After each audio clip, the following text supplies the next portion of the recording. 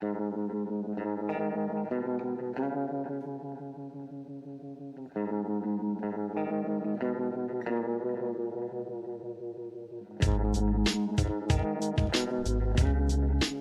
back to Appalachian Dim Sum, where our entertainment is our comfort food.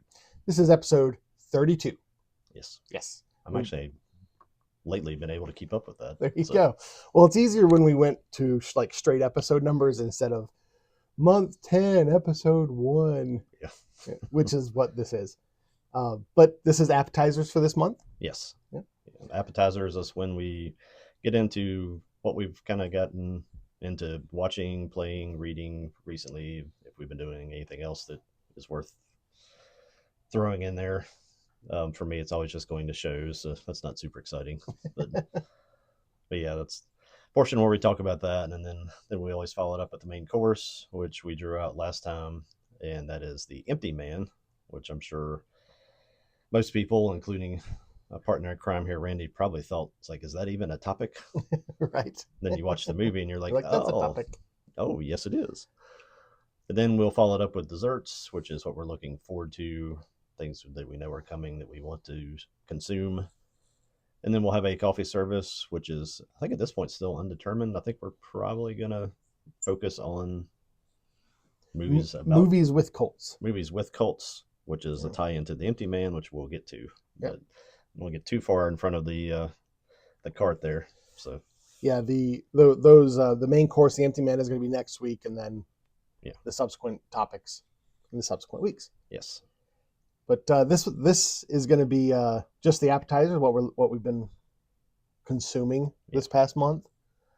You want to get right into it? Yeah. I mean, before I do my first thing, I was thinking of other stuff to kind of throw in. Mm-hmm. We have been at a couple shows, a couple cons. You've been busy. I won't dwell on the negative. The economy sucks. Yeah. But in any type of dip, they are always followed by recoveries. So we'll just have to ride a little ugly stretch out there. But the last one, regardless of that, was kind of cool because when you get the guys our age, you're seeing your people that you watched as a child age and slowly start to fade away. This one in Cincinnati, John Rhys Davies, who is the guy from Indiana Jones, and he's also Gimli from Lord of the Rings, and Karen Allen, Indy's sort of main girl in the first movie, were both there, and it was kind of cool to see them. They're getting up there. She's 74. I didn't look up him. I'm sure he's older than she is. He looks much older than she is, but she's still, if you can say that about a 74-year-old woman, still cute as a button. There you go. It was kind of nice to see her. But yeah, that was I haven't been able to watch a whole lot of things because of going back and forth with those, but I did have two pretty good watches in that, and we can jump to whatever.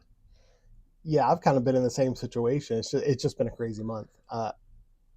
This recording session just snuck up on me. Yeah, I was typing up stuff last night. I was like, oh yeah, we're gonna do that tomorrow. Right. That's why we don't have the coffee service like kind of worked out yet, because it was like, that usually requires some thought, and I ain't got time for that. Well, our plan is to we usually try to record the entire episode or the month's episodes in one go. That doesn't always work out. And we've already decided we're going to do the coffee service another time, which is fine. Yeah. Another reason to get together. Yeah. All right. So our food appetizer today. This also was with last minute planning. Last minute. This was like, hey, we could claim to be clever. It is the empty bowl. The empty bowl, since our main topic is the empty man. Because nothing is real. Nothing is real. Not even an appetizer. There'll be some disclaimers when you get to the empty man stuff about we're not promoting the ideas of the movie. Yeah. But the later on we will manifest something into the appetizer bowl. That's right. Because we have to chant like pimento cheese, see if it shows up. All right. Well, you the main thing you really kind of got into this month was I mentioned it in desserts last time, and that Hmm. was Kaiju #8. Okay. And I think much like you, I rarely ever sit down and kind of power watch something. I did this one in excuse me, a couple seasons and a couple of days. So sorry, How many not seasons are not there? very far into it. My voice is already gone. The There's only 2 seasons. It's 12 episodes each. Okay. Just started in I 2024. mean, that's So 12 hours of watching. yeah, So, yeah. it's it is a very new product. I think I mentioned before. I thought it was Mappa. There's another company that says something in the credits that looks like Mappa, but it's a different spelling or something. It's not a Mappa thing. Mappa is the same people that did Chainsaw Man. This is Production IG. Production IG is one that we both should know very well. It's like all of the Ghost in the Shell properties: Oh, okay. Bloodsea, Psycho Pass, Fooly Cooley, the Neon Genesis stuff from Evangelion, Bloodsea. There's a whole list of stuff. I just listed the stuff that I know I've seen. So that was and it kind of makes more sense when I thought it was Mappa. And this is kind of getting into the weeds here on some anime stuff, that I didn't seem like it was the same quality of animation as like Chainsaw Man. Their stuff is insane. It's so bright and so detailed. Getting the actual production company right actually helps to sort of process the anime a little bit better, because it was a complaint that I was having. Is like, if this was Mappa, this was kind of rushed or something. But It looks like they've also done Halo Legends. yeah, I think Oh, they did Jinro. they did Jinro. Nice. The Wolf Brigade. Yeah, yeah, that might be another topic movie sometime. I've shown that movie Yeah, to Jinro's people, awesome. and some people are like, "Eh." I'm like, it's like, what? There's no in Jinro. Go back and watch it again, and come back to me when you have some respect for Jinro. It looks like they did a Batman movie, a Mass Effect film. I think they I've might never have seen even that done one. something in that Star Wars stuff, Oh, probably. Let's see. but Production IG, but Star Wars Visions. Let's see. Yep, the Ninth Jedi. yeah, Okay. Yeah, so they're prolific. yeah, yeah, They've earned their stripes. lots of properties, but it changed my opinion just honestly seeing that at the end of, or correcting that, getting through the credits, that it was not the same company. For the Because good or for the bad? for the good, because Oh, okay. it's, when I tie it to those other animes, it really is kind of similar quality and stuff like that. Okay. When I'm watching something like Chainsaw Man or even like Attack on Titan, it's so insanely crazy that if they dip off for an episode, it's like, what, did you guys not have time to finish this one or something? That is one of the things I appreciate as a watcher and consumer of anime, is the artwork in it. Mm-hmm. And there are some that I could sit there and watch with the sound off and just be mesmerized by them, because they're just beautiful to watch. And there's some where you're kind of more into the stories, and this would be the latter. It's a fun watch visually, but it's a fun story. It's not super cerebral. It's very, I would probably say there's definitely some borrowing of ideas, or at least themes, from My Hero Academia, maybe a little One Punch Man. Um, it's got that sort of same level of comedy mixed into it, a little bit more goofy stuff, kind of like some of the little chibi things they work into Demon Slayer Mm-hmm. shows and stuff like that. But the I think I kind of went through the what it basically was about before, but there's a Japan is constantly under attack. It's like, for some reason, there's just an outbreak of kaiju there, so they have developed an anti-kaiju defense force.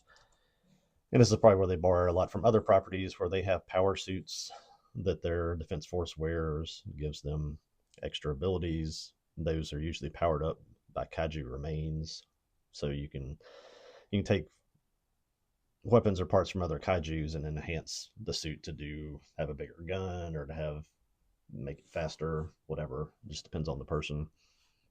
The officers that are in the defense force can actually unlock the percentage of like what the suit can do, depending on just their personal abilities. So you have to go through a school where you get tested to see how your physical abilities and your mental capabilities, I guess, can let you access like what these suits can do. So the kaiju are, and the ability to like wear them and become a kaiju is Yeah, a part of this world. Yeah, It's not like it's a secret. Like I'm yeah, thinking Gantz, kind of yeah, like everything that happens at Gantz, no one is aware of. yeah. No, this is Okay, like on the news. Like today downtown, we killed this, okay.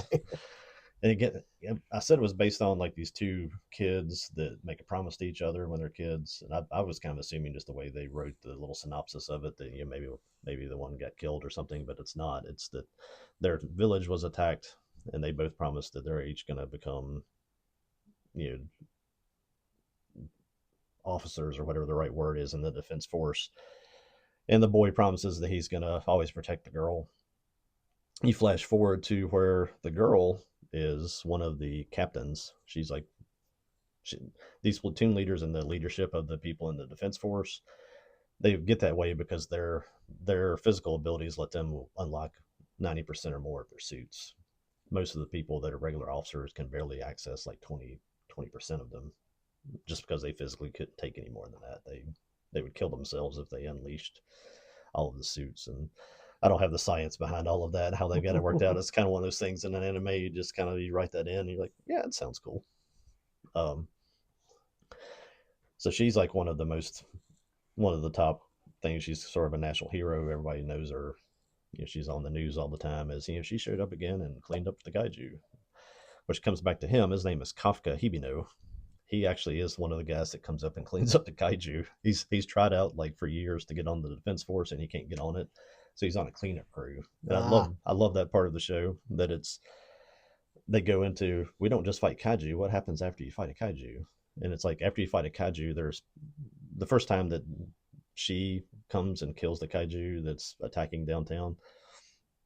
She launches a laser from like this huge cannon she has into it, goes inside, and you watch the kaiju swell up and just explode. just blow everywhere. You're like, wow. I mean, it's like raining blood, and there's little parts falling down. You're like, oh, that's gross. And they come and clean up the gore. And then they actually do the well, what about all that mess? They actually cover that in the show. Is there's a whole crew of cleanup people that come around. And that first few episodes, there's a lot of just kind of goofy comedy stuff. The Kafka, they always whoever's on the crew, they always have to like flip a coin on who gets intestinal duty, so they have to go do that. Um, it's interesting with all the blood and gore in Japan. If there's anything that ever portrays like any kind of excrement, they blur it out. They show like a scene where Okay. he's intestines with chainsaws, and you can see brown stuff like flying up, but it's all blurred out. But it's like we really literally just showed like eyeballs blowing out of a monster a second ago and like landing on people. But it's like okay, that's an interesting editing or content thing rule they must have in Japan. Well, they have all sorts of rules that are against indecency, Yeah, yeah. and that I guess poop counts. yeah, If you allowed yeah. it, even in something funny like that, if you allowed it in that, it would show up somewhere else. You'd be like, oh no. And there's I think it's like China where they're not allowed to show like skeletons. Really? So like it'll be I mean, it might be Japan. It'll like in video games and stuff they'll have to change it to something else. Yeah, yeah. I've talked about Chainsaw Man before. That there's a scene where there's somebody that vomits and they blur that out, thankfully, Yeah. because that's kind of gross. But yeah, they're fine painting the city in guts. But he is the main character, and the kind of premise of it is he's 32. He's an old man compared to all these young kids that are entering the thing. That's a big part. That's a big part of anime. Is after you're 30, you're Well, decrepit. that's one of the funny parts of it. Is he's like, I'm only 32. Everybody calls him old man. So he's going in one more time to try to, because he knows it's his last chance to go pass the test and all this stuff. And in the process, they they get attacked while cleaning up. He and this new member of the team, who is Reno, who is a young guy, super capable, that's just working on the cleanup team until the next test, because he's a prospect that will definitely probably become one of the kaiju anti-defense people, um, or anti-kaiju defense people, whichever wherever the anti fits in there. But they get attacked. He gets wounded. In the hospital, goes to the hospital. They actually both go to the hospital while he's there. He like these little parasites that are part of the kaiju comes and like crawls down to his mouth and inhabits him and gives him the ability to turn into like a humanoid kaiju. And then That sounds familiar. Yeah, yeah. Like so, there's probably even ties to like some Pacific Rim and some of the stuff Hmm. they do in here. Just a lot of things you've already seen, but they don't really dwell on them so much that you can tell they're just copying somebody else's stuff. It's Yeah. just it's an idea that's already out there, and they're just having fun with it.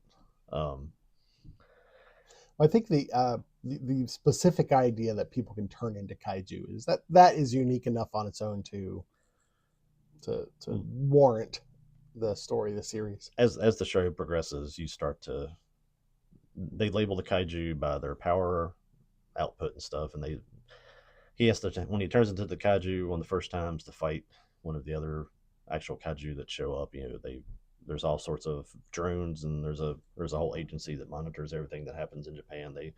They see him as the kaiju and register him, so they label him kaiju number 8. Mm. They track the ones that are the really powerful. I think they're actually called Dai Kaiju, is how they would refer to them. They're way more powerful. And then it kind of goes into that sort of my hero thing where you're going through the academy and you get to meet all the other people in the academy, and there's the cool guy and the pretty girl and the quiet girl, and those are kind of All the tropes, tropes. all the tropes in Hmm. anime. So that is part of it. But I mean, it's fun. It's well written. It's not anything new on that. Um, All right. So my first question is, when I hear kaiju, I think huge monster. Okay, I'm seeing from some of the screenshots that they do fight huge kaiju monsters. yes. But when people, the students become kaiju, are they big?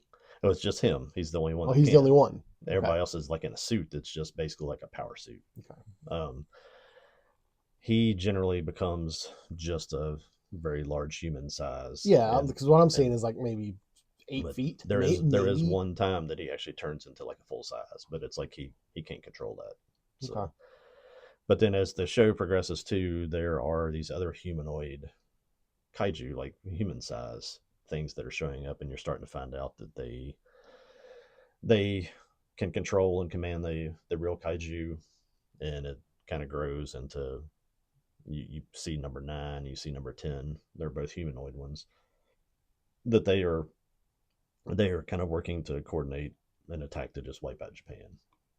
And he, through the course of the first season, he has to actually reveal that he is a kaiju to the team because he keeps it secret to save it's the Soshiro Hoshina, who's very much like was it Leon in Attack on Titan, the commander that's like he just slaughters everything whenever he enters battle. You would know that more than me. It's been a while. I'm Yeah. pretty sure that's the right name. I might be saying the wrong name. If so, I'm old. But the he has to step in to save him, fighting one of these humanoid things, and Hmm. then of course they see that that's him. They take him prisoner after that, and it becomes the whole debate of does he become part of the team? Do we study him? Do we dissect him? And all that stuff. And then of course as that's all going on, you get some other backstory stuff on other characters, and then you also get the kind of the big attack starting, and it's kind of like we need this guy or we're going to get killed. So the show shifts that way, and it's through the second season. It really just it does end on here's cliffhanger.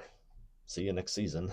So we'll won't spoil all of the parts of that, but the main parts of the second season are really just kind of building up to that fight, and the fight starts, and they're like, okay, that's the end of the season. But My Hero kind of does that too. So again, definitely very similar to My Hero, where they were having kind of the massive showdown between all the bad guys and the good guys in My Hero, and that's where the season ends, is right in the middle of that, and it started back up again. And I have not tried to sit down and start watching the next 4 episodes that are out of My Hero because they are only subbed right now, and most of the time I have time to watch them. I just I have to stop what I'm doing if I'm watching a subtitled show, so I can't do anything else. So I'm kind of waiting for that to get dubbed. But I'm the same. I'm the same way with sub versus dub. There's actually um, one of the desserts that we're going to talk about in a couple of weeks is simply because it's simply, hey, this anime is now being dubbed, yeah, and I'm like, hey, I can watch it. I enjoy watching the Japanese versions because I like to hear the actual original voice characterization. I think you get a better feel for the characters if you hear how they do it in Japan. I don't know the inflections of like the Japanese language enough to know if this is the case, but it seems like there is an exaggeration that English dubs have that Japanese voiceovers don't seem to have. Yeah, yeah. And maybe it's just because of the English stuff is always by the same people, and it's just I think I was talking about that in Dan to Dan that they brought in the guy who's Aaron in Attack on Titan to be the little fat dude. Yeah. That's the guy that comes in at the end of second season of Dan to Dan. And it was like that's just go listen to just that episode in Japanese, and it's so much better to just hear the way it was intended instead of just who was available from American voice actors. But yeah, That's definitely voice acting is definitely one of those industries that you kind of want to hear a lot of diversity, but you understand it's small. yeah, Yeah. yeah. It's I don't think you make a career in that if you only do one show a year. You have to work multiple things probably to be able to make the living to be able to go live in New York or California or wherever you have to do to be able to do that. But So you're all finished up with season number 2, left on a cliffhanger. yeah, Do you know how far, because it's based on a manga, how far into the manga series they I are? don't. They've gone far enough into the manga to where I know they've already written some spin-offs, and I don't know if they closed the manga series. Made the mistake of just reading through a Wikipedia, trying to remind myself of making sure I didn't skip anything that happened in the show, and realized about halfway through it that I was like, I don't remember that. And Spoilers. I was reading the synopsis of the manga, not from the anime, so I know it's well beyond where the show is. And I think most of the time people aren't really producing the anime series until there's a track record of the manga being popular enough to warrant it and for there to be enough material to go ahead and do it. At least Well, not in these bigger company productions. well here's what Google gives me. This is the Kaiju number 8 wiki. It seems like it consists of 129 chapters compiled into 16 volumes. So what chapter does season 2 go to? Let's see. No, Kaiju I guess when they're number talking 8. about chapters too, they're talking about like the weekly, uh, is it Shoujin Jump Yeah. things where they. I'd love to be able to. Yeah, it says that the manga officially concluded at 129. Okay,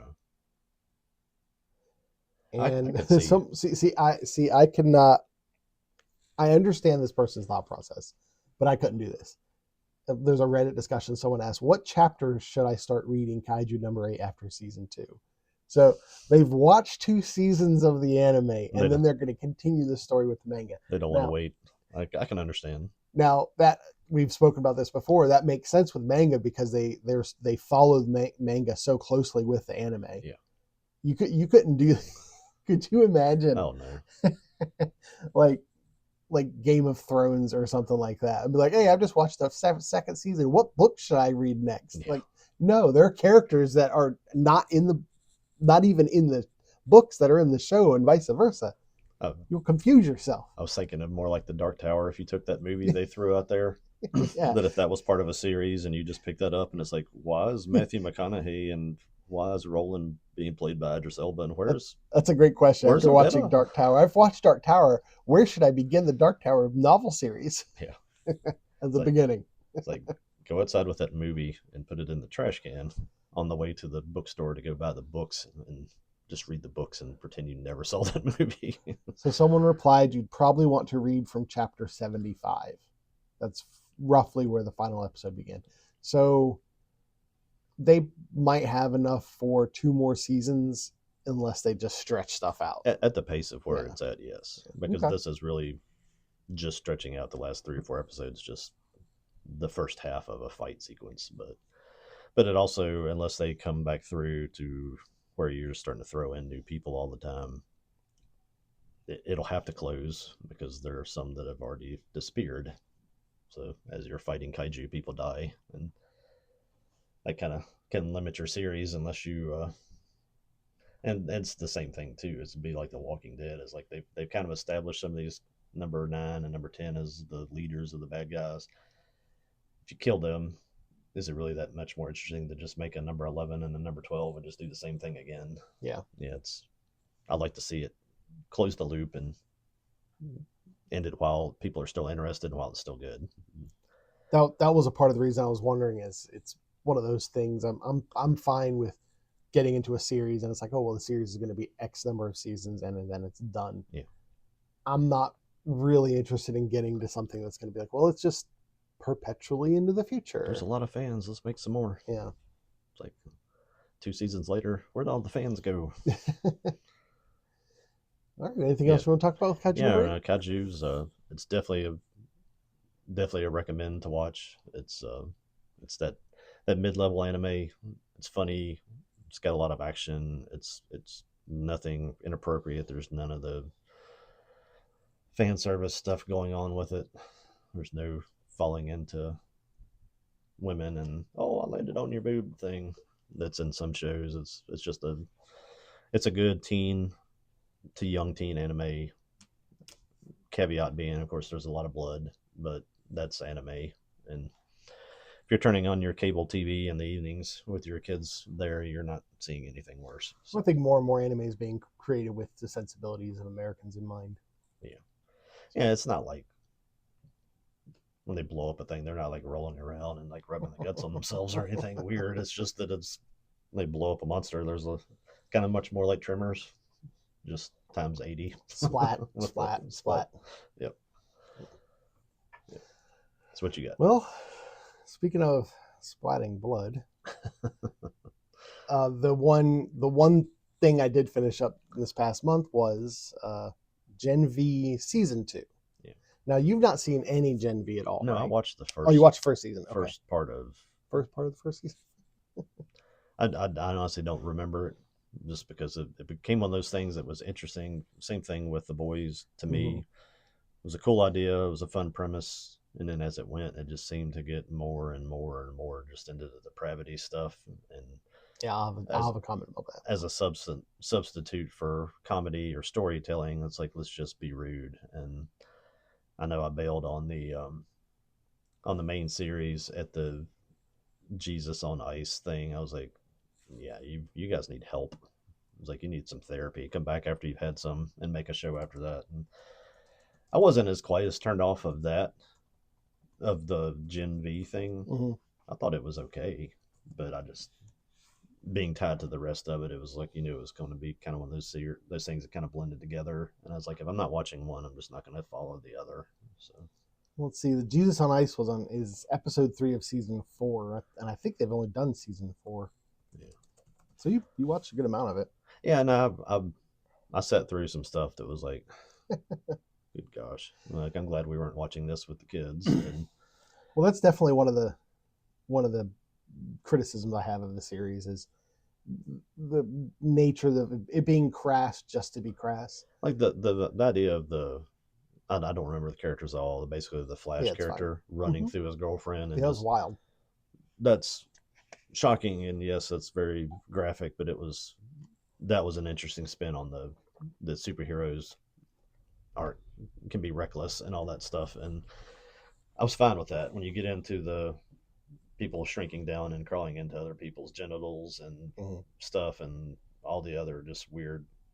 I think I've said it before. Seth Rogen needs to be registered on an offender registry or something. He's got some issues. No, I do think there are certain things that they go for that seems like it's just for like shock value, and yes, they're doing it for shock value. Shock value but is fine. It makes sense within the confines of the world. Yeah, such as what's his name? The Aquaman guy. Yeah, the deep falling in love with an octopus. Yeah, and the crass images they have of that, of him being intimate with the octopus.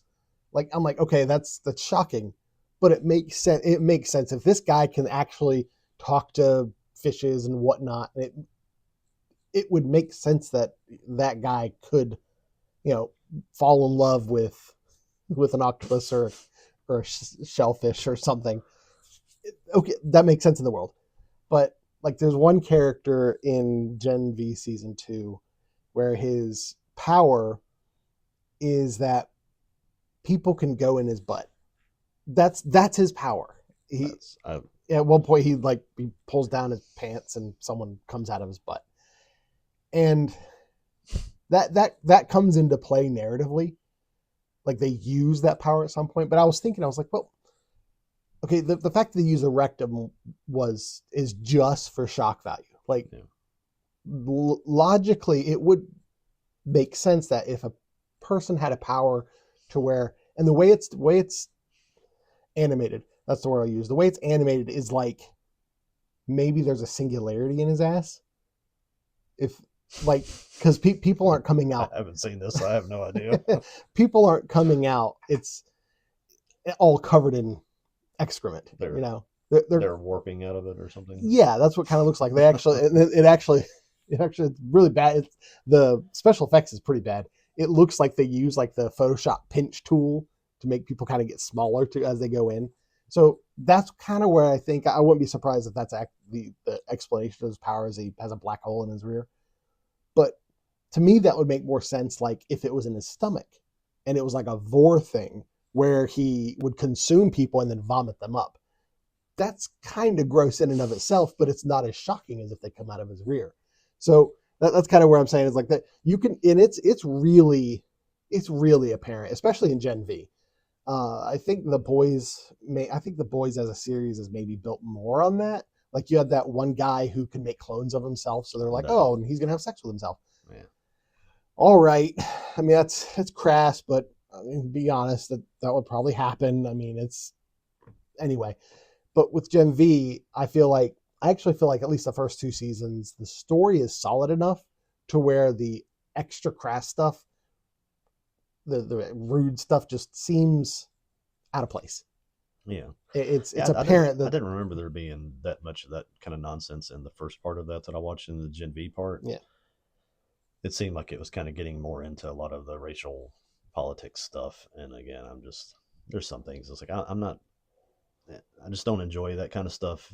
And if that's where the show is at, that's fine. If you want to go get in that and get angry about whatever it's trying to make you angry about, then more power to you, I guess. But I don't know. Gen V really apes off of like the idea of Xavier and his X-Men school and all that more than the boys does. It's almost, you could, I'm sure people have made this argument where like the boys is more a parody of DC, and Gen V would be more a parody of the X-Men. Yeah. So I could totally see that being the themes that they're going for there. Yeah, the whole rear end thing is not making me regret that I stopped watching it. Well, like I was saying, it just kind of came out of nowhere, and it seemed so out of place. It actually, for me anyway, it stopped the momentum of the scene. It seemed like it's filler or something, all that kind of stuff. And if you don't have any other plot points than that, then make fewer episodes. I mean, you're always complaining about money and production and stuff. Then how about cut out all of that nonsense and just advance the storyline?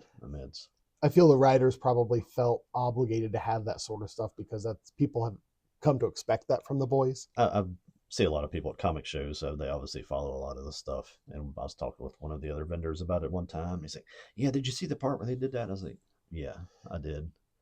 And like, that's why he watches it, is he wants to just see gross stuff. And I'm like, okay, yeah, I saw that. You could, if you're into that, I guess you could just go back and look that up on your computer when you get home. But I don't know. I guess there's different things for different people, and it's at least the first 2 seasons. I would put the second season with the first season with Gen V. There is a narrative follow through. Yeah, and I think the story is good enough. And the basic premise is the university that they're at, Godolphin University, God U. I'm gonna there's gonna be light spoilers. I'll spoil a little bit. But they're trying to, the idea is they're like, well, let's train superheroes so they can be like good members of society. The end of the first season got to where they were finding out that they were doing some testing or something. Mm-hmm. I can't remember what else was happening at the end. It was like underground testing. Yeah. And there's just the slaughter at the end of the first season. And then at the end of the beginning of the second season, it's like, okay, well that happened. There was a social media fallout because of that. That's the one that has the political candidate that's tied to the school, right? Yes. Yes. Yeah. Okay. I didn't know if I was mixing the two or not. It's been a while, and like I said, it's not something I go back and think about a lot. So. Yeah. And they have this new guy, Dean Cypher, and he's the guy who played Paul in Midnight Mass. Oh. So it was interesting to see him in something right after we watched Midnight Mass. Good actor. I wasn't watching him and thinking of his character of Paul in Midnight Mass. So I would think it would be a stretch, but pun intended. Yeah, he's not the one with that power.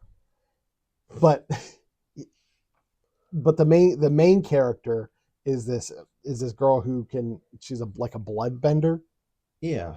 And essentially you find out that the guy who started Godolphin University and the people who run Godolphin University are trying to create like godlike superheroes.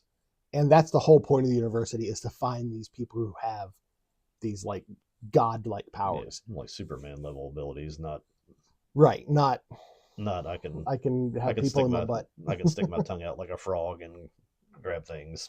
Yeah, at one point, one of the characters actually tells one of the people who his power is, he could turn his feet into opposable feet, his toes into opposable toes. His big toe like comes down.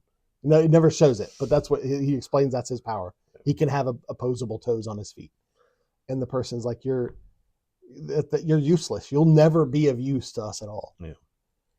I always liked that with the X-Men series, or the whole just X-Men storyline, is that there are mutants everywhere. Some of them had some things that were useful, some that had some that were dangerous, some had things they could control, some couldn't control it. I like that random mix of, they're everywhere, but there's only certain ones that are really powerful, and they're also ones that, I think that was in one of the comic series that I read, I guess the X-Men Ultimate, to where there was a kid that just like woke up when his powers manifested. He was just radiating, like he burned the entire town, like he was walking around town and there was just like shoes and stuff laying everywhere. He burned everybody in there where they stood, and they had no idea even what was even happening because his parents were gone and all that stuff.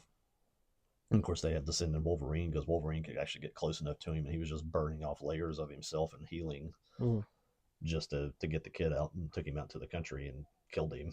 And I was like, those are the kind of stories I always thought were really creative and kind of intriguing in those worlds. But some guy that has people jumping out of his butts, not my thing. Yeah, and it's almost whenever a power involves something sexual, it's like, okay, well they're adding it just so you can be like, oh wow, that's. I had a couple crazy copies of Invincible from where I read through the whole Astounding Wolfman, which was it was pre-Walking Dead Robert Kirkman comic, and he was also working on Invincible at the time. I think Invincible might have been the first thing that he did. And they actually cross over into the Astounding Wolfman, so I only have a few of them. I haven't read a lot of Invincible, but I had a couple issues of it. And I do not remember in anything of his there being just F this, F this, F, F, F, F, F. And we've been watching the series a little bit on Prime, the animated series of Invincible, and they can't say I'm going to go outside without saying I'm effing going the F outside. And I'm like, that to me just screams Seth Rogen, and I think that's what's infected that series too. Yeah, that's actually was going to be another one of my comments. The other negative comment I guess I could say I have of it is that they use the F word, and George Carlin did a bit where he's like, it's the most versatile word. Like, it's a shtick in our culture, but it's a replacement for actually showing emotion. It's like, oh well, this character needs to be surprised, have him say the F word. Oh, this character's dismayed, have him say the F word. It's again, it's enough to where it's distracting while you're watching it. That might very well be how he interacts with his people. That I don't know if people in Hollywood have friends or they just have allies, or what in the world they have people like. They can use. That's what they have. If that's how they are, I can't imagine them going out in public and how obnoxious that is to be around a group of people that are doing that. But I really just picture that's what they're like.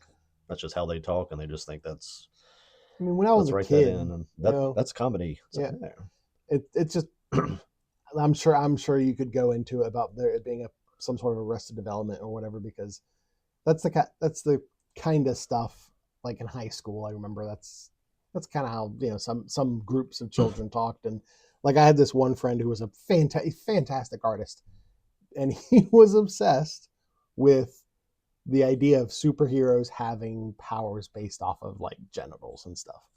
And so would be drawing a superhero that had like a penis sword and stuff. And it was. I mean, you're a kid. It's funny. You have an immature sense of humor, but Well, stuff in the late '70s, early '80s when I was a kid. If you dropped one F bomb, that was an R rating, mhm.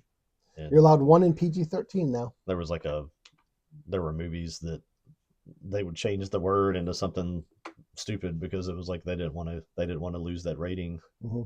Like Smokey and the Bandit stands out on that one. The one movie I think about that is Galaxy Quest. I Where don't. have you ever seen Galaxy Quest? Yeah, I've seen Okay. it. I was trying to think about anything with At that language. at some point, Sigourney Weaver says, "Well, f that," but they redubbed it because they were like, "Well, let's not have That's that not word." you. And she says something else, and it's really apparent by her mouth movement is what she said. It's very Yeah. very noticeable, especially when you know about it. I think she says, "Well, screw that," instead. Do you see what happens when you find a stranger in the Alps? Yeah, right. That was the dub they did for TV for the Big Lebowski, when John Goodman is smashing the car, and you see what happens when you. Not well, I'm not going to repeat what he said, but we went to a Lebowski fest, and there were actually people there were two or three costume cosplays that were all like Alps Alps hikers and strangers and stuff. They're all plays off of that. That was great. Another thing I have to say about the boys is, although they definitely have a commentary, and it's more like against the conservative values and stuff like that. Yeah. Like I've always felt that there's enough commentary, and this is again one of those things. If you want to read it this way, where I don't know if they mean it, but whatever, to where I feel like the boys does take pot shots at most ideologies, like a kind of like South Park generally does. It seemed like the first season or so really was kind of firing at both sides Mm-hmm. equally, and that was probably why I watched it as long as I did. It seemed like he shifted at some point to Oh yeah, I definitely. hate everybody on the other side, and I'm just going to use my show to just have a tantrum. And again, if that's what you want to do, that's great. I mean, I have to watch it. But I want to just go through some of the power sets, and one of the characters' powers is that they turn from male to female. That's like a part of their powers, and they have kind of like a psychic blast, sort of like Invisible Woman, where she Okay. can like project her shield. It's kind of like that. Yeah. And in the beginning of the second season, the school is like pushing them to be on social media and stuff like that, and they're showing this person as being trans, and they're like, I'm not trans. I can just shift from one gender to another. And I'm like, that's interesting that they included that, um, because that doesn't really fit what our culture is talking about right now, involving that. I told you the main character is a bloodbender, and they straight up call her a bloodbender in this series. So I'm like, okay, so they're aware of like Avatar and I was all gonna say they'd have to pay some royalties to Nickelodeon on that. that. Maybe. Uh, One character, Lizzie, her name's I'm sorry, like that's the actress's name. Uh, Emma. She can grow huge or grow small, but she can only control it because she has like emotional issues. She has to like almost hurt herself. I remember that Yeah, character from the first season. and like that her character is one of those ones where I feel like they kind of held back on her. Like they could have gone way farther than they could have, and that's where with Gen V, in contrast with the boys, I feel like Gen V actually had like a story they wanted to talk. They wanted to get out there, and they just had to pepper in the crass stuff in order to appease the audience. It's an amazing concept, isn't it? Yeah, We're gonna make a show, and we got a yeah, we had a story. story. Kate she can go inside people's minds. She can what they call push. So she's like almost like a Jean Grey kind of I character. remember that. because she was controlling Yeah. like the top student and all that stuff. Mhm. Yeah. And then the Jordan's the one who can go from male to female, and then Sam he's like just super strong. That's pretty much he can like leap, Yeah. kind of like the Hulk where he can leap really far. There is this one character that's Harper that's introduced where she can copy anybody's power for 60 seconds, and that's pretty cool. That'd be a cool one. That's almost it's almost treated as like a, what do you call them, a MacGuffin, where it's just like we need someone to do whatever we need them to do. Yeah. And one thing while I was watching this, that's stealing from Pokemon. She's a Ditto. That's right, Ditto. One thing that it made me think of while I was watching Gen V was Heroes. Do you remember Heroes from back in like it's one of those things 2011? I know at least 2 different times to watch it. I got all the way through the first season one time, and I just, whatever it was, I could not get into that show. I don't know if it was an actor. I really don't remember. It was just, I remember trying, and I remember after the second attempt, I was like, yeah, no. That series definitely fell off. I don't know how many, I forget how many seasons it had, but it was like, I felt like the first season was fantastic. The second season was like, is okay. And I think after there was like maybe 2 more seasons.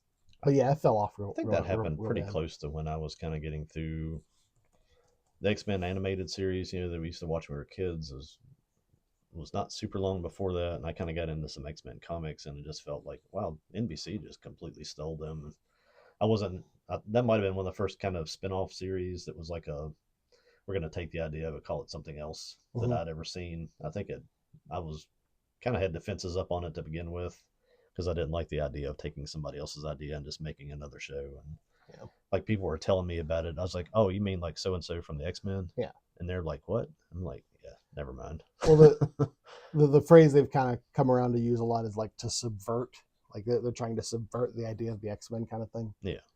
Apparently there was a Heroes Reborn Dark Matters series back in 2015. Yeah, I don't think I'll probably never go back to that series and rewatch or catch up on the stuff I didn't watch. I gave it a couple tries. Yeah. I don't know if it was on Netflix back when we had Netflix or something. I don't remember, but it was just it was content to me. Was all it was. It never really drew me in, but the narrative of Gen V is actually looking like they're going to intersect with the boys.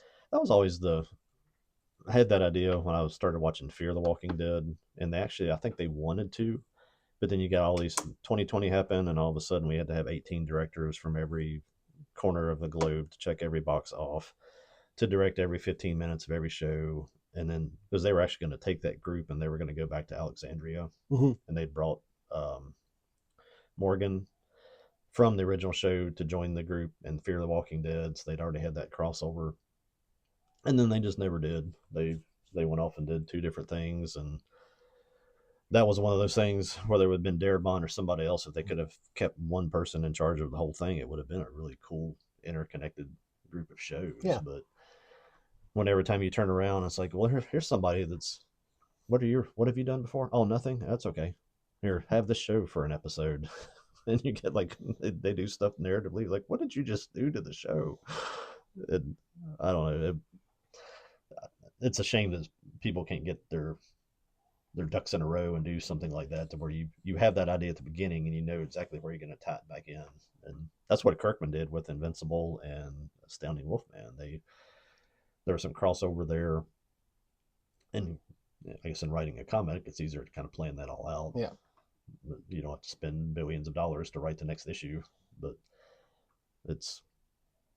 it would make so many things so much better, whether it's Star Wars stuff or even that show, to just have a couple properties where if you weren't super into one thing, you could follow the other, but then have it kind of tie back in, and that would draw people back into your other property and create bigger fan bases. If you could keep from having flying buttholes, whatever else is happening in there, that draft, you could just send Seth Rogen on a trip somewhere and just don't give him a return ticket and not allow him to come back.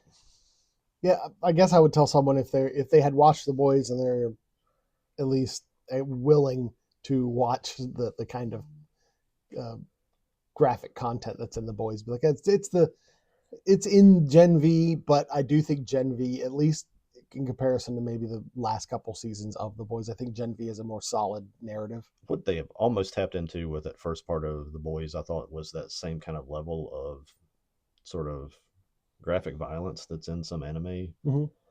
that is shocking, and it's like, wow, it makes you go, did you see that last night? You know, that kind of conversation.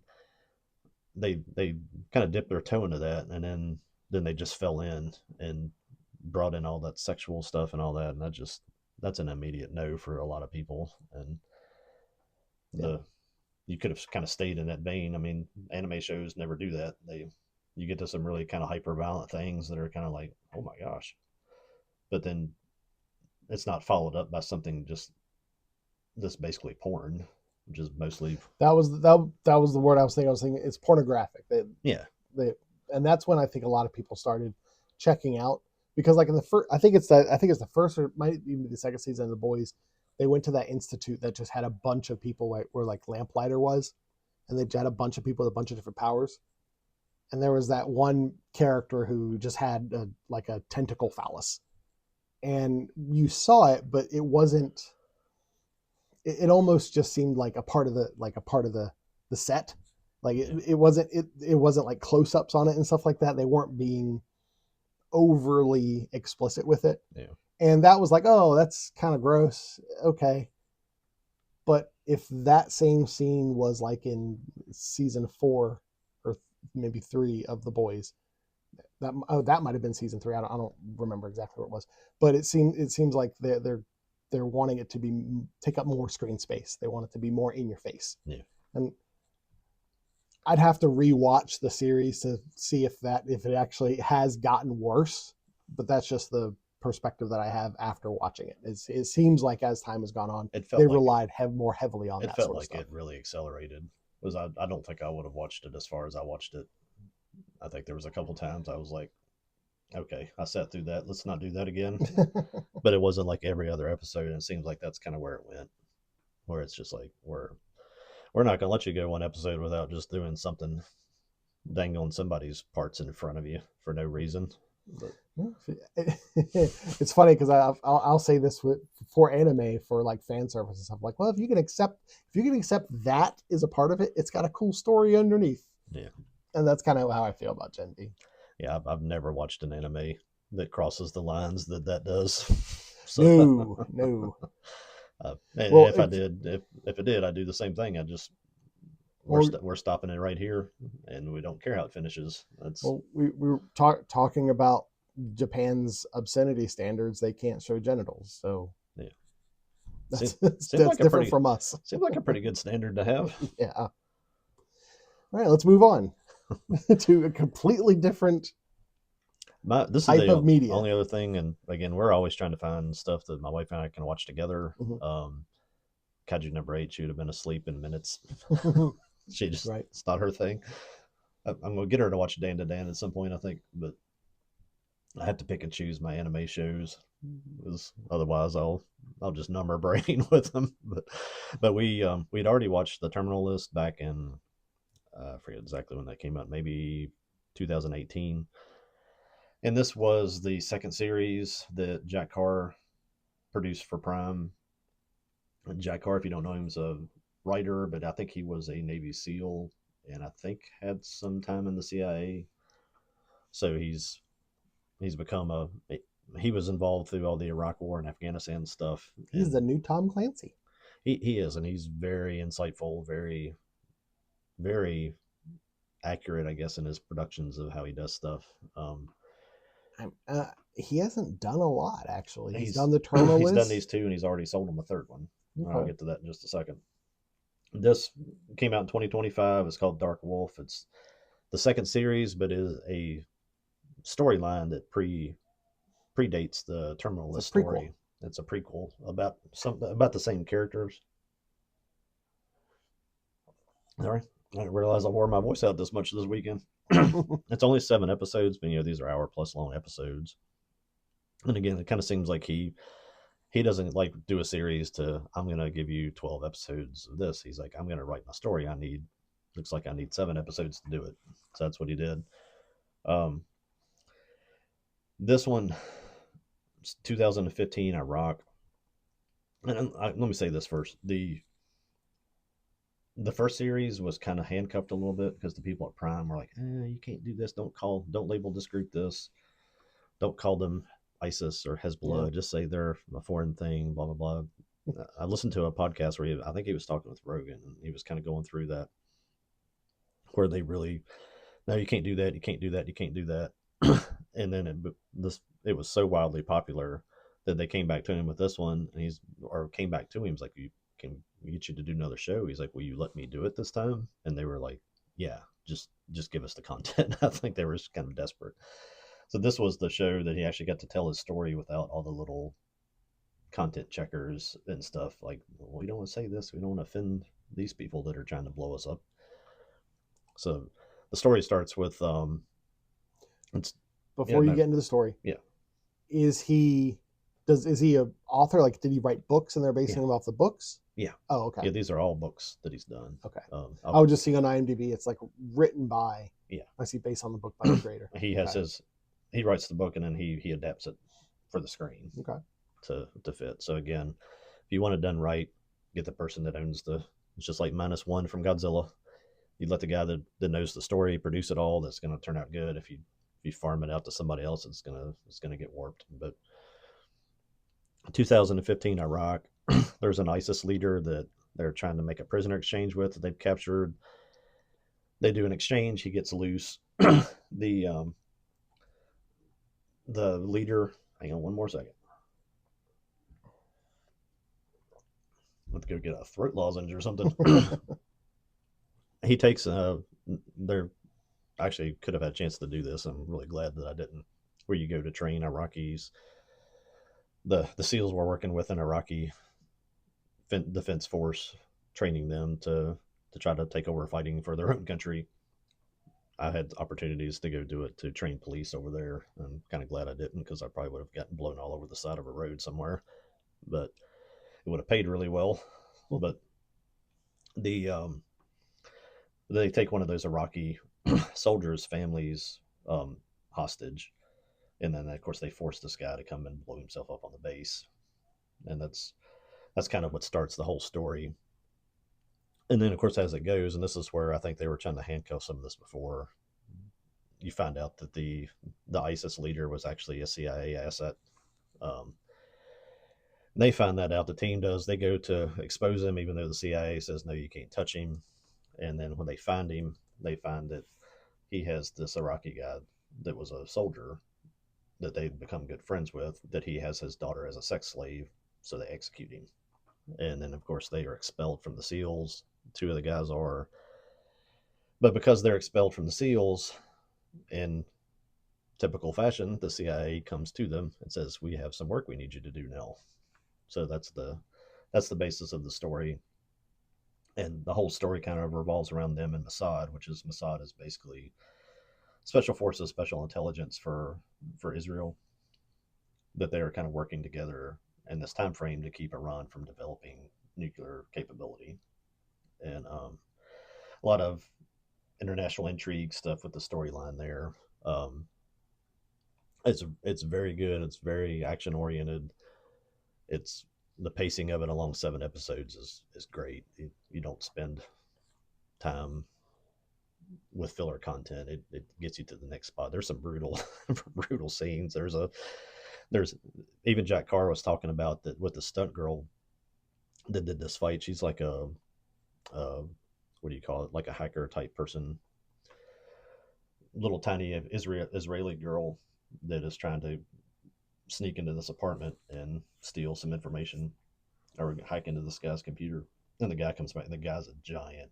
I mean, just a big dude, and he beats that girl like a baby fur seal. I mean, he's throwing her around the room, and she's stabbing him and shooting him, and he's still just beating her. And he said they watched this with the stunt girl, and he said they were just sitting there with their eyes closed, like they couldn't believe that the stunt girl could do all this stuff that they were getting her to do. And a lot of stuff like there's even one of the episodes says there's torture involved in this episode. It has like a warning, a content warning, Right. where they capture a guy and they're trying to get some information from him, and it's not unwatchable. My wife was not liking it, but it was pretty graphic. But the funniest thing with these things is kind of two things to point out is Hollywood. I mean, I still don't understand it. They hate Chris Pratt Mm-hmm. with a passion. Yeah, they do. It's like they've tried review bombing this stuff, and people, if you go and look at like even Rotten Tomatoes with fan scores and stuff, people love the shows. They they like both of the series. Watching the professional reviewers trying to find a way to tear the stuff down is just it's kind of like watching like a little moth bouncing off of a light before it works its way through the screen and gets zapped in your bug zapper outside. They've I looked up some of their reviews. They call it right wing fantasy and war porn, which is basically, in my opinion, translates to it's actually portraying how things truly are. And if you kind of follow the what's actually going on over there and those stories, then it is a very accurate portrayal of our involvement and how our government has its fingers in everything, and how half of the time the things that we say we're trying to stop, we're trying to make start so that we'll have a reason to go spend more money and make more weapons and make all the congressmen rich. Sign more contracts. Yep. Yep, sign more contracts. They talk spend more tax dollars. Yep. Yeah. I'll say it straight up. If they want to take time out of their day to come for me, I can give them the address. CIA needs to be abolished. They were started in 1947, and they are responsible for us being involved in losing conflicts for 75 years.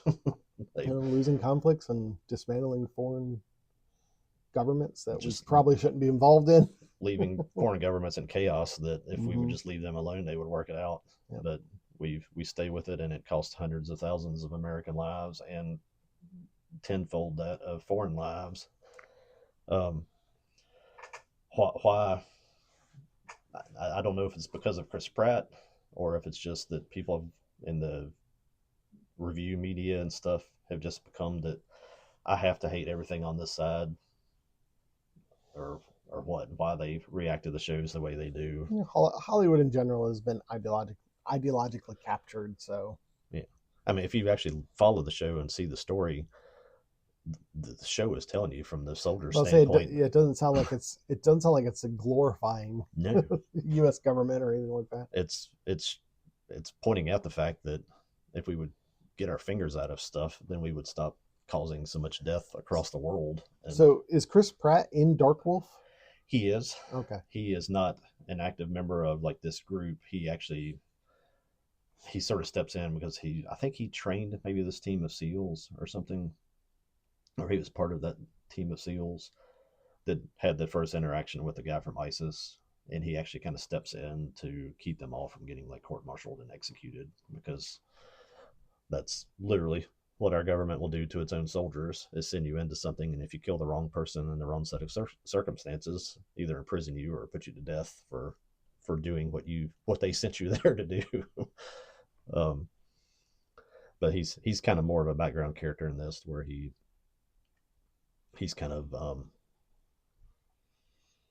he's there early, and then like I said, he sort of steps in to help them get out of the scenario. It doesn't really say specifically, that he hooks him up with the CIA guy. I think the guy that's like running the CIA operation has basically spent his whole life focused on Iran, and he's literally just like a pick your guy, like a Lindsey Graham or somebody that doesn't matter what happens. He's on the news all the time saying, we have to get this country because my stock portfolio needs more money in it. So we need more war. But I don't want to spoil the whole idea of the story. Yeah, that's fine. Please don't. Yeah, no. It's exactly what I would have expected, and it.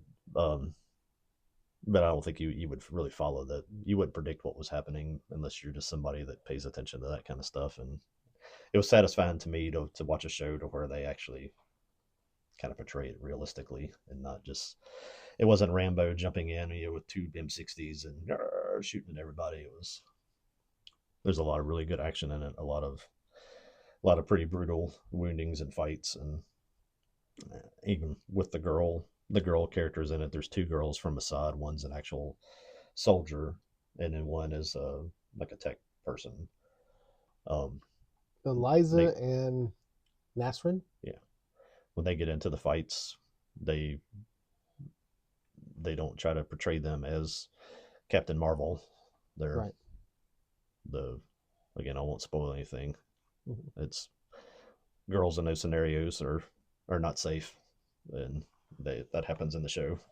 But, but So definite recommendation, huh? his next project, I was talking about this in the podcast too. He was talking to Joe Rogan. He's doing one on Vietnam in 1968. Like, just I don't know the exact details of it, but listen to him talk. And it was interesting to just hear somebody that's a writer and how they approach things. That he said, like, while he's, I can't imagine, being the household members of a writer, because some of them get so quirky and so obsessed with their writing stuff. They're literally probably sitting in a room, like if you open the door, they're hissing at you like, go away.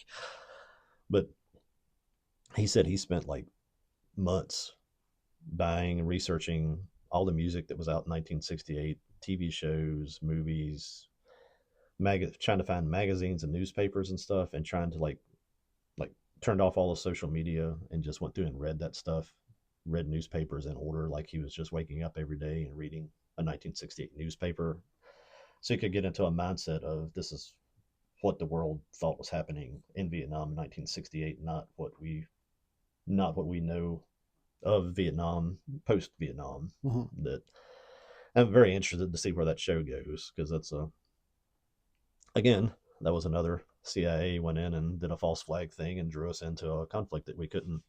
Not that we couldn't win, we could win that in 3 months, but you have to be willing to go do the things to win. And Yeah. seems like after World War II, we've lost that will. It's not a good will to have, but if you're going to start a fight, go be either finish it or just don't start it. I guess is the way to say it. But Well, he's been a pretty prolific writer. He first book was out. Terminal List was in 2018, and then it's like every year he's releasing something. 19, 20, 21, 22. Yeah, every year he's released something. Is yeah, Cry Havoc the one? No, that's the Tom Reese series. There's a James Reese series and a Tom Reese series. yeah. Is James Reese Chris Pratt's character? Yes, that sounds right. Okay, and who is Tom Reese? Let's see. Look at the cast list here. That'd be Doesn't. There's no Tom Reese in this one. Would it be like Yeah, it's. could be like could be that the Tom is maybe because he's going back to Vietnam, could be his father or something. I don't know. Let's see. Cry Havoc is the book name.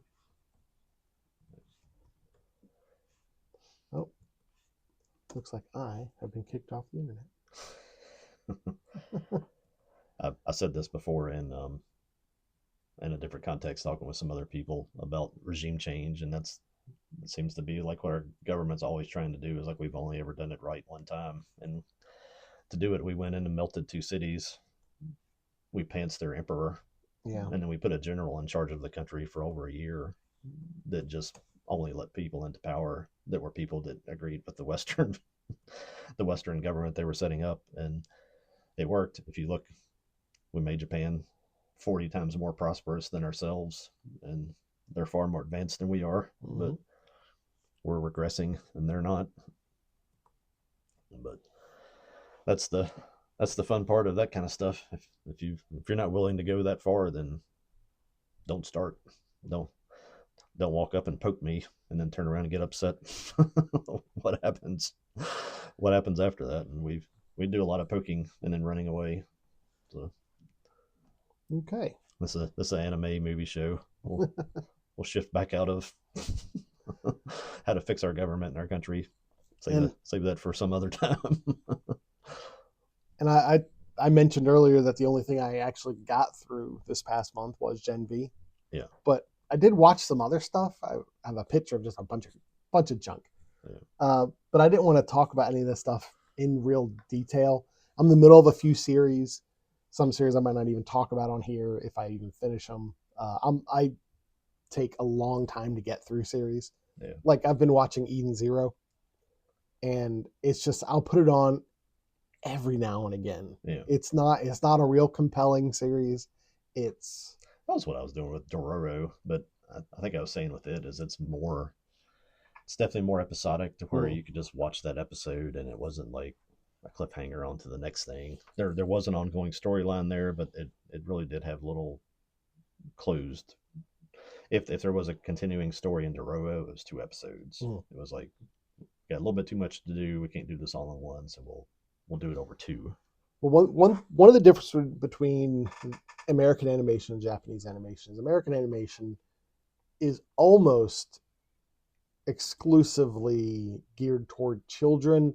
Okay, barring some modern stuff like Invincible and stuff like that. Like we do have animation that's geared more toward adults now, but generally speaking, historically, I guess you could say, Japanese animation it kind of covers all the age ranges. You know, they have stuff that's very explicitly made for children, stuff that's made for like teens, and stuff that's made for like adults. And like Eden Zero, it's like a Pokemon level. It's for kids. So it's I don't want to use the word slop, but it's popcorn. There you go. It's like a popcorn anime. Yeah. You don't have to pay a lot of attention to it. The character has a cool power set where he can like change his personal gravity, and so he'll change his gravity and just go flying off into the air because now his down is up. It's a cool little shtick, but it's not something I'm not real invested in it. It's just I was kind of noting that this morning that honestly I always watch Pat Gray and I kind of interact with folks on there. And I was kind of making a defensive anime in one of our previous shows just over sort of their attitude towards when the Demon Slayer movie came out. Mm-hmm. We're going to hear it again after the Chainsaw Man movie. Yeah. They're going to be mad about that. Yeah. But I make that point, and then like in commercial breaks while we were watching that, they always show like something like One Piece, and it's just so that's not the animes that I'm watching. It's then that older style anime, and it's all crazy characters and stuff, and I'm sure there's tons and tons of just filler, goofy episodes and stuff in that series, Mm-hmm. and that doesn't help make my point anywhere. The only exposure they have to it is like this commercial pops on in the middle of the show for One Piece on Pluto or whatever, and they're like, "Oh yeah, that looks really good." Even if I watch the commercials, I'm like, "Man, that looks kind of dumb." Well, that's kind of with the media that people assume is an anime. It's like, well, it depends on what you watch, and kind of like we're talking about with Kaiju #8. It's like, well, a lot of the stereotypes of anime isn't in that, so you have to know what you're getting into. That's all. See if you can connect again. I just finally got reconnected. Oh, let's see. I don't know what happens here out in the country. We get turn it on. Maybe a gopher. Yeah, I might need to reboot the system. That's fine. Choose on our internet line or something. Yeah. What else were you watching? Well, I watched The Young Woman in the Sea. It's with Daisy Ridley. It's about the first woman who swam the English Channel. Oh, we say the one. I'm thinking of The Man in the Sea. Is like, did they really try to retell the story of the guy that went out to? No, and I don't have a lot to say about it. I enjoyed it. It was great. It doesn't really fit the kind of stuff we talk about. Daisy Ridley is Rogue One, right? Yeah, that one. Well, no, not Rogue One. She's she's Rey. She's Rey. Okay. Yeah. I can never remember which one is which. And I kind of just want to say this is the first thing I've seen her in aside from Star Wars, and I thought she was delightful in Star Wars. I thought she was great as Rey. Like all of my criticisms on the sequel series is 100% solely on the writers and the directors. Yeah. I'm like, you guys failed. You had the world stacked up on your favor, on your side, and you failed. Anyway. Yeah, there's a lot of good casting in the movie. It was just, God, it was such a stupid story. Yeah. But she did a great job. I think I would consider myself a fan of hers, and we'll talk about an upcoming movie in a couple episodes that she's going to be in that I'm excited about. Have you ever heard of a movie called War with Everyone? It has Alexander Skarsgård and Michael Pena. Not anything that I can Okay. I can link to right off of, but hang on. Have you ever seen, let's see, a film called The Nice Guys? The Gladiator guy with Ryan Gosling? Yes. Oh my goodness. I've watched Gladiator like 70,000 times. How can I not think of what his name is? Gerald Butler, right? No, That's no, him. the other one. The other one, the nice guys. I remember Gosling was in it. Oh, Russell Crowe. Russell Crowe. Good lord. I just had to see a picture of him. Apparently, I need to go take my memory vitamins. Russell Crowe. Yeah, that's right. I mean, I remember seeing this years ago. The buddy cop genre isn't one that I explicitly would like say, hey, I'm a fan of, but I enjoy them. It's almost Oh, kind of like westerns where yeah. I'll besmirch westerns, but I do like westerns. I like the buddy cop idea. Yeah. There was a movie with Will Ferrell, and at the beginning of it, you had like think So him and Mark Wahlberg or something, isn't it? Or no? yeah, Wahlberg, Will Ferrell movies. The the other guys. Yeah. All these things I'm bringing in has the word guys in it. But yeah, that sort of dynamic. They're movies for guys. That might very well be it. I think you can probably see by looking at the dates on them, they're all pre 2020. I guess True. we're not allowed to have those anymore, apparently. And it had The Rock and Samuel L. Jackson in it as like a super cop team, and just that over the top like shtick and of these cops who are just they go against the rules and they're always getting yelled at, and that kind of dynamic I really enjoy. And so yeah, the nice guys, and there was a television show I really enjoyed called The Good Guys, and it was a cop. The main character was a cop that was like stuck in the 70s, and he wanted to do everything like it was back in the day, and he had a heyday where he saved this kid, and that's like the one thing he did that people remember him for, and there was like a TV movie made of it, and he's living off of that. Yeah. And then there's like the new rookie who wants to do everything by the book. Yeah. I love that dynamic. So that's kind of what I was hoping with the War on Everyone. I did not finish that film. I just did it. It was I don't know what it was about, or what it was about it that was just made it horrible. I don't know if it was the writing or the directing, or I didn't even like the cinematography of it. I mean, like, I think the last one of those that kind of sticks out in my mind was the Jeff Bridges, um, the R.I.P.D. yes, oh, that, that was that he rough. did with Deadpool. Yeah, that's another one. I didn't finish that one either. It's rare for me to not finish something, but I got about halfway through this, and I was like, I'm not enjoying this. Off. Yeah, it was. Yeah, that was with Ryan Reynolds, had Kevin Bacon. Mm-hmm. One of those things on paper should have been good. That should have been great. It's like the elevator pitch for that would have been like, what if Men in Black and Gantz ready to say and Gantz had a child? Oh, that'd be great. It's like it's Men in Black, but it's just ghosts instead of aliens or whatever they were. It should have worked. I'd look back up there to see what year they did that. They came back to the Beverly Hills Cop thing. It was actually 2024 when they did the Axel F. Really? I didn't realize that was that recent. I was thinking it was earlier than that, but that was. I mean, it was fun. It was. You're bringing back that really was just nostalgia on a fishing hook, throwing it out there for you to. You had all the same guys. You had Judge Reinhold and John Ashton. The guy that played Taggart. Did he just die? Yeah, he did. Oh no. Yeah, he died at the end of that year. That was like the last thing he did right before he died. But I'm with you on that boat. If there's any of those kind of, I guess to me they're 80s styles movies, buddy cop films. Those are.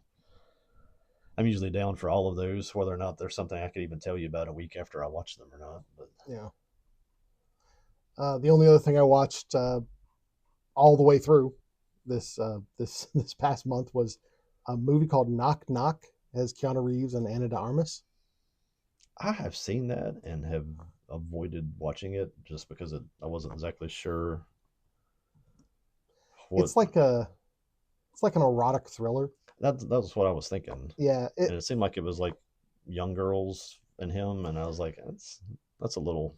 Yeah, it's and the what you're thinking, like even if you only saw the trailer, you're like, okay, you get it. It's they lure him in and then blackmail him. Yeah, Okay, all right. that It's seemed like an out of place Keanu Reeves well, thing. what was interesting is like in the beginning of the film, like I felt like he was given some of his better work because Keanu Reeves is kind of known for not really being emotive, Yeah, you know, yeah, and he was actually it seemed like he was being because it showed him with his wife and his kids and stuff like that, and it was kind of given a different side of Keanu Reeves that we don't usually see because he's usually really stoic. yeah. But then as the film goes on, he gets back into his like really serious really serious upset mode. Yeah, yeah. So okay, that's a film for Keanu Reeves. If you're a huge Keanu Reeves fan or a huge Anna de Armas fan, sure. Was not even aware of who she was until they made The ballerina. the ballerina Mhm. thing, and I've heard her name. I think I'd seen something else that she had done, and was just not aware I of became aware who of who she she was was. because of Blade Runner 2049. That's She it. played Joy. I didn't know that until that was pointed out, or I guess maybe we talked about it. Probably. If she was in I think that was the last James Bond movie, Mm-hmm. the No Time to Die, or one of the last couple. I don't recall even who she was in that. So, I didn't see him. but I mean, That's right. she's She was in Knives Out too. So yeah. oh, gosh, you want to say that she's young? She's 37. Well, I mean, at our age, Yeah, but I would not have thought her to be I 37. would have thought like 25, Yeah. but I guess you forget that when they're portraying actors or kids in high school that they're already 25 Yeah. Yeah. by the time they're actually playing adult roles. They're in their 30s and get that little window before they become old people. And I had It, another thing I want to talk about, but I'm not even going to mention it. It's not even worth mentioning. yeah, no, that's appetizers are what we've had time to Yeah. consume, and I, that's what we've had time to do. I need to get more into stuff that I actually like because that's kind of like even with Gen V, like I like the story of Gen V, but afterwards and even while I'm watching, I'm like, I've got uh, my filter. I'm not gonna say it's perfected, but it's pretty fine tuned to a couple episodes into something. If it doesn't have me, or if it's already started to give me those warning signs, I'm just like, nope. I'm just not. I'm not going to go 4 more episodes to see if maybe they'll get better. It's like, nah, it's there not going to. there are times like War with Everyone where I'm just like I'm done. Yeah, There are times I do that, yeah. but for the most part, I'm the type of person where like if I start something, I'm at least going to try to finish it. So, like with Eden Zero is a good example. Honestly, I might just stop watching it just because it's not it's like I said, it's popcorn. It's not terribly interesting. It's fun. That's really the best thing I say for it. This fun. There's this there's this little cat character that and I'm only like 5 or 6 episodes into it, and I've been watching it for like 6 months. And there's a little cat character that gets tortured by pirates, and just it's not the torture isn't fun, but that little cat character is fun. Yeah. Anyway, there's the sunk cost fallacy, and I really I'm bad at that. Yeah. So like with the boys and the Walking Dead, and it's like, well, I've already invested so much into seeing this, I might as well see it out. I really truly thought that one of my appetizers this month would be Tron, and I'm just Yeah, maybe there's something good there. It can wait till it gets to a service where I don't have to pay $14 to see it. It sounds awful. there So there are. I mean, I've seen some people talk about it being very good too. So there's I don't know. probably people paid by Disney. I Or don't know. I don't know. Yeah, and there's so much potential for that just to be something. Just like I said with some of the other movies, of just let us smash some toys together and have fun. Don't try to do something weird. Jared Leto is just such an odd choice to do anything like that. I don't know what kind of blackmail he has on somebody to get himself into roles, but it's like, is he getting himself into roles, or are they falling back to him after they've missed on like the first 7 people that they wanted to get or something? I don't. I think Hollywood wants him to be at a certain they want him to be like a Tom Cruise Yeah. level actor where Jared Leto is in a movie, you're going to go see it. I think that's what they want him to be. What was the Skarsgård guy from? Alexander Skarsgård? Yeah, he would have been better in a Oh, Tron yeah. movie. Yeah. I'm sitting here looking at the Knock Knock cast. There's probably people in this Knock Knock cast that would have been better than than Jared Leto in that movie. I mean, he might be too old, but like Keanu Reeves in his heyday, I think. Oh, he would have been great in Yeah. Tron stuff. I mean, Matrix Yeah, was just a really enhanced Tron story. True. Yeah. Tying it back to where I was at the beginning, going back to Cincinnati, I guess maybe that's me being a few months away from being 51, is that I see Anna de Armas there at 37. I'm more interested in the 74-year-old Karen Allen. I know that the Karen Allen doesn't carry as much BS with her as the 37-year-old one does. But I too wanted to see Tron Ares. I had actually planned on going to see it at some point. It just time got away. That happens. Yeah, it'll definitely be an appetizers, the Chainsaw Man movie. I thought I might be able to get to that this time, but just ran out of days. Mm-hmm. But that will be one that'll pop up for a month from now. When does the Chainsaw Man movie come out? It's out now. But yeah, I've got to get ready for another show, so I can either get it late this week or early next week. But I think, like Demon Slayer, it's doing so well in the theaters that I think it will be. It'll still be there. Hopefully, because I'm kind of wanting to see that as well. So let me know when you're going to go. I might go with you. There's no other competition for stuff right now, so something like that is actually just filling a spot and making money that Hollywood is just letting them have. Mm-hmm. So, all right. Well, that's it for our appetizer. It's kind of a light appetizer load, but I think that's probably about what we want to hit. Yeah, about that. That's if people would make a little bit better content, we could find a few more things to review. But when you burn two of your 4 free days in a week watching something, it's like, okay. There was a point like 2 weeks ago where I was just sitting down having a dinner, and I was by myself. I turned on the TV and I just kind of scrolled. Like I went through HBO, I went through my Fandango account, and I was like, I don't want to watch any of this. I'm so glad we don't have cable, because I'll get it at hotel rooms or Dish Network or whatever they have at a hotel, and flip through channels, and we'll end up back on the Discovery Channel where they're doing the Catch a Smuggler, where it's like a reality airport thing where they're catching people smuggling like cocaine up in their rears into the country, and it's like, if that's the best that's out there, then I mean that's with usually Showtime and HBO on the services at the hotels, and you flip over to it and they have all these series. It's just like